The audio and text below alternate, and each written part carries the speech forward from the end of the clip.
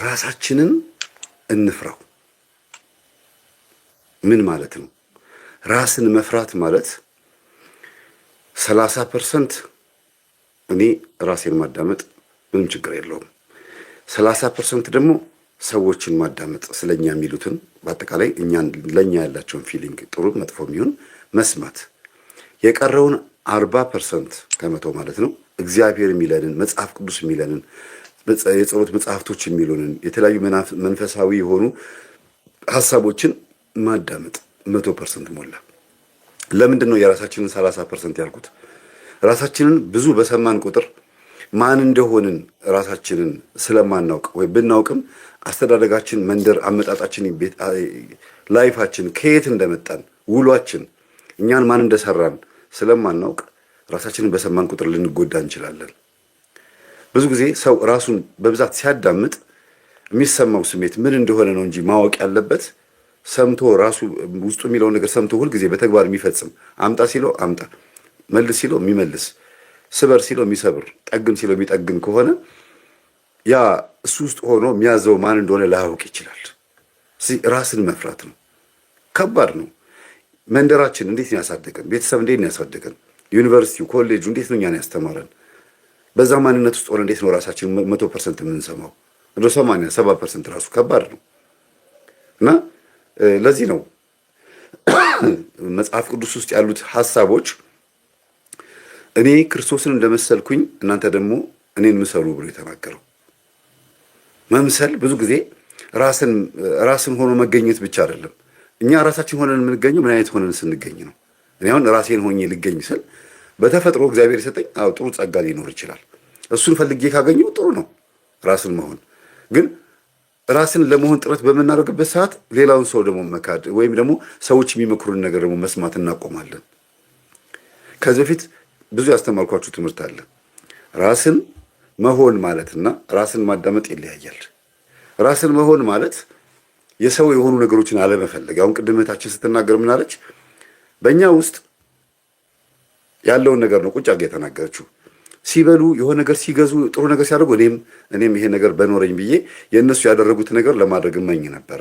ለምን? አንደኛ አንሼ መታየት ስለማልፈልግ አለች። ሁለተኛ ነገር ደግሞ ያ ነገር እንዲኖረኝ እፈልጋለሁ። ይሄ ብዙ ተጽዕኖ ይፈጥራል። አንደኛ የቤታችንን ስሜት ነው። ታስታውሱ እንደሆነ አትሌቶች እና ኃይሌ ገብረስላሴ ሌሎችም እነ ቀነኒሳ እነ መሰረት ደፋር ሩጫ ሄደው አሸንፈው ሲመጡ በኦሎምፒክ ማለት ነው በዛው ሳምንት ውስጥ ምናምን በዛው ወር ውስጥ በጣም አስፋልት ላይ ሌሊት ተነስቶ የሚሮጥ ሰው ይበዛል። ሁላችንም እንደዛ አድርገናል። እኔም በልጅነት ሁላችንም እና ወረት ይሆንብናል።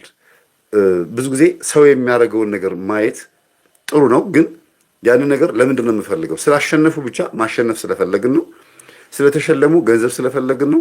ወይስ ምንድን ነው እኛ ውስጥ ያለው ትግል ብሎ ቼክ ማድረግ ያስፈልጋል። እና ራሳችንን በጣም እንፍራው፣ እንጠራጠረው። መቼ ነው የምንፈራው? መቼ ነው የምንጠራጠረው ስንል ከዚህ በፊት ያሳለፍነው ንስሐ ከመግባታችን በፊት ያሳለፍነው ህይወት አሁን በጸሎት ህይወት ውስጥ ሆነን ተጽዕኖ እየፈጠረብን ነው ወይስ አይደለም የሚለውን ነገር ነው ለማመዛዘን የሚጠቅመው። አሁንም አለ ይሄ ነገር። አይ እኔ እኮ ለምሳሌ በዝሙት የወደቀ ሰው ጤነኛ ነኝ ብሎ ያስባል። እየጸለየ ነው፣ እየጾመ ነው፣ ጥሩ ነው ያለው፣ የመናፍስትን ውጊያ ልናውቅም እንችላለን። ግን ድንገት የሆነ ሰዓት ላይ በዝሙት ወደቀ። ማን የወደቀው? ሰውየው ራሱ ነው የወደቀው። ስለዚህ ምን ያህል ራሱን ያምነዋል? በቃ ራስን መፍራት ማለት ነው። እንዴ ጤነኛ አልነበርኩኝ ምን ሆኜ ነው እንደዚህ? ጸጸት እኮ ራስን ካለማወቅ የመጣ ኃጢአት ስለሰራን እኮ የመጣብን ችግር ነው። እና ራስን መፍራት ጥቅም አለው። ራስን መጠንቀቅ፣ ራሳችንን መጠራጠር ጥቅም አለው። ለምን ሲባል እኛ ውስጥ ሆኖ ጥሩ ነገር መስሎን እንድናደርገው ካደረገ በኋላ በጸጸት እንድንወድቅ የሚያደርገው ደግሞ ሌላ ኃይል ስላለ ማለት ነው። እና የሆነች ሴት ወይም የሆነ ወንድ በእኛ ህይወት ውስጥ ትመጣለች ወይም ይመጣል እና በደንብ እየሰማችን ከሆነ በደንብ አስተውላችሁ ስሙኝ። ያ በእኛ ህይወት ውስጥ የመጣው ሰው የእኛ እንዲሆን ተመኝተን አገኘ ነው። ይሄ ልጅ በጠየቀኝ ስትሉ እሺ፣ ይቺ ልጅ ወይኔ ስጠይቃት እሺ ባለችኝ ስትሉ እሺ ካለች ሁሉ ነገር ይሳካና ትሄዱና የሆነ ሰዓት ላይ በሀሳብ አትግባቡም፣ በገንዘብ አትግባቡም፣ በሆነ ነገር አትግባቡም። ነገሩ ፌል ያደርጋል። ማን ነው ትክክል ታዲያ? የምትፈልጉት ነገር ስላገኛችሁ ትክክል ነው ማለት ነው። ባገኘኋት አላችሁ፣ አገኛችኋት ወይም አገኛችሁት ያን የምትፈልጉትን ወንድ። በዝሙት ከወደቃችሁ በኋላ የሚያለያይ ከሆነ መጀመሪያም ፍላጎቱ የእናንተ አልነበረም ማለት ነው። ስሜቱ የእናንተ አልነበረም። አልፈልግም ቢላችሁ ሲያሰው ወይም አልፈልግም ብትላችሁ ሲያች ሴት በእናንተ ህይወት ውስጥ የመጣችሁ ወይም የመጣው ወንድ እንዴት አጣዋለሁ በፍጹም ብላችሁ በጣም በድብትርናውም በጥንቆልናውም በገንዘብም በምን አድርጋችሁ ያችን ሴት ወይም ያንን ወንድ እጃችሁ ላይ አስገባችሁት፣ የኔ ያደረጋችሁት፣ የራሳችሁ ያደረጋችሁት። ከዛስ አንድ ስቴፕ ሁለት ስቴፕ ከሄዳችሁ በኋላ አሁንም ያ ነገር ፌል ያደርጋል። ገንዘብ ስታጡ ያ ሰው ከእናንተ ይርቃል። ስለዚህ እናንተ የምትፈልጉትን ነገር ማግኘት የምትፈልጉት በምናችሁ ነው?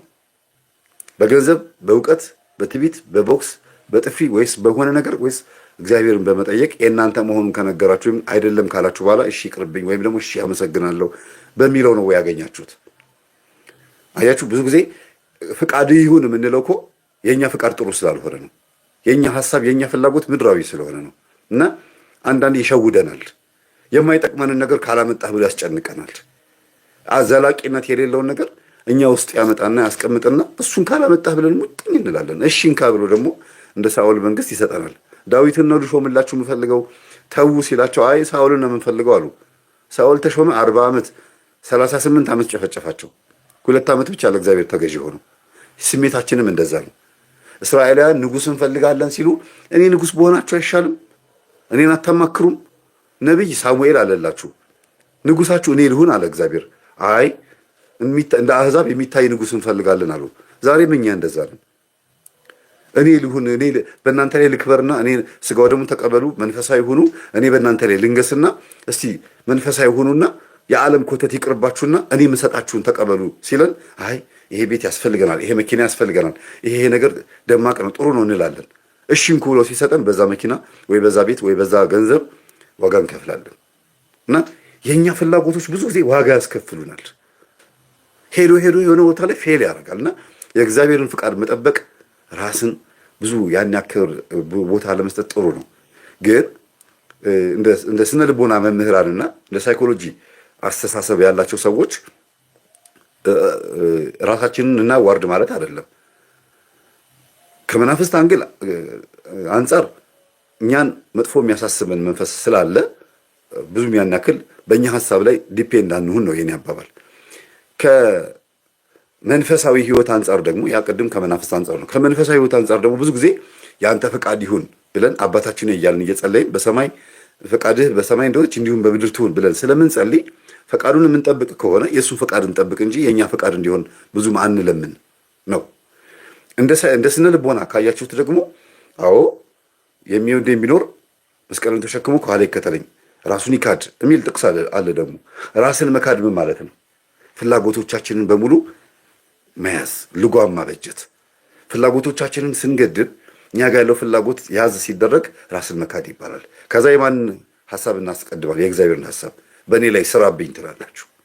ስለዚህ ራሳችንን በጣም እንጠንቀቅ፣ ራሳችንን እንፍራው። ምን አይነት ማንነት እንዳለን ስብናችን ምን እንደሆነ ቼክ አድርገን አንተ ተስፋ ስላሴ ይሄ አካሄድ ጥሩ አይደለም ብሎ መለስ ማለት ያስፈልጋል። አንቺ ሚስጥረ ስላሴ አንቺ ብለሽ ራስሽ መለስ ማድረግ ያስፈልጋል።